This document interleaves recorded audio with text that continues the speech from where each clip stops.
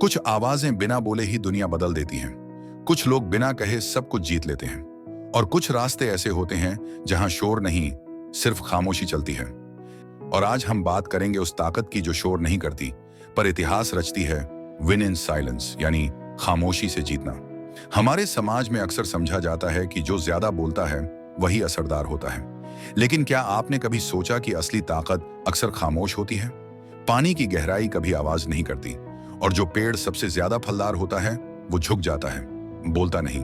खामोशी कमजोरी नहीं है, ये एक कला है, एक ताकत है जो हमें खुद से जोड़ती है। जब आप बोलना बंद करते हैं तब आप समझना शुरू करते हैं, खुद को, दुनिया को और जीवन को। अब बात करते हैं दो ऐसे लोगों की जिन्होंने खामोशी में ही दुनिया जीत ली। पहले हैं MS धोनी, एक खिलाड़ी जो न कोई विवाद करता है, न कैमरे के सामने अपनी जीत का प्रदर्शन करता है, पर जब आखिरी ओवर में सबका दम फूल जाता है, धोनी की आंखें शांत होती हैं और बल्ला बोलता है।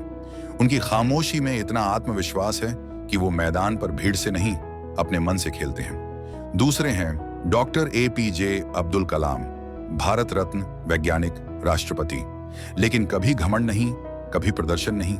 एक व्यक्ति जो खामोशी से सीखता रहा, सिखाता रहा और जीवन भर एक साधारण इंसान बना रहा। उनकी आत्मकथा विंग्स ऑफ फायर पढ़िए। हर पन्ना आपको सिखाएगा कि बिना बोले, बिना शोर मचाए भी इतिहास रचा जा सकता है। मैं जब जवान था मुझे लगता था कि हर बहस जीतना जरूरी है। लोग क्या कहेंगे, लोग क्या सोचेंगे, यही चलता था दिमाग में। लेकिन एक दिन मैंने ध्यान करना शुरू किया और वहां पहली बार खुद को सुना। मैंने पाया कि जो लड़ाई मैं बाहर लड़ रहा था वो असल में अंदर की उलझन थी। और जैसे जैसे मैंने बोलना छोड़ा, खुद को सुनना शुरू किया, जीवन आसान लगने लगा। अब जब कोई कुछ कहता है मैं मुस्कुरा देता हूं, क्योंकि मुझे पता है मेरी शांति मेरी जीत है।